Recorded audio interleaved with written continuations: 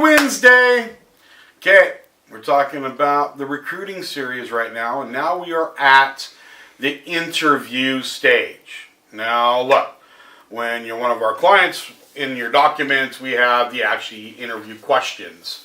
I'm not going to go through all of them, but I'm going to go through a couple of key factors of them. You don't want to ask your standard key questions when you're doing the interview phase.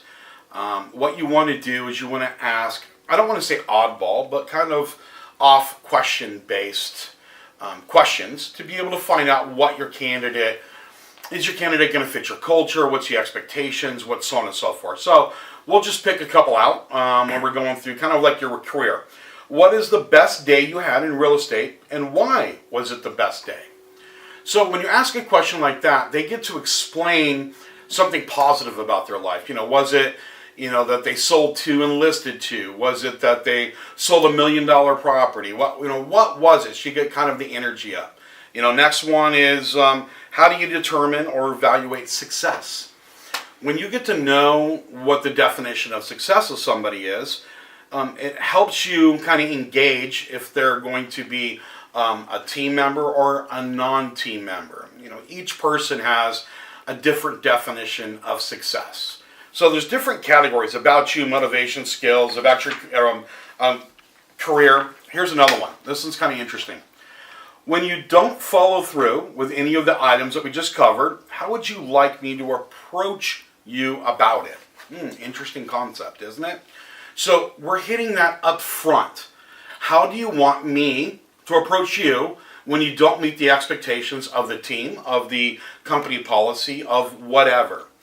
We need to hit those up front in the interview process.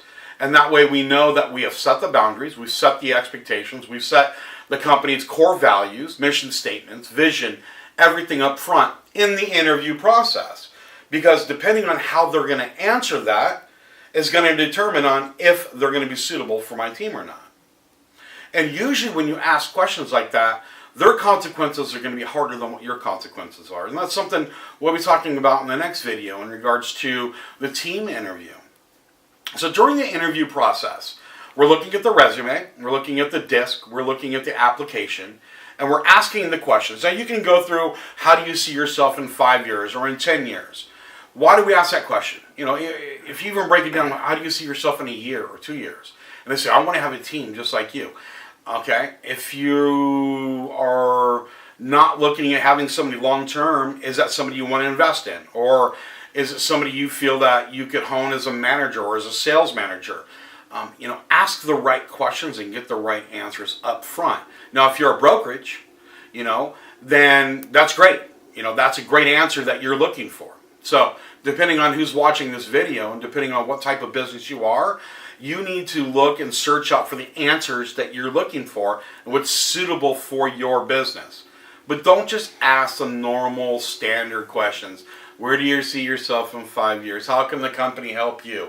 Also, let them interview you. It's the most interesting concept. The best jobs I ever got was when I got to interview the employer, because I got to know more about them, and as the employer, I get to learn more about the employee at the same time.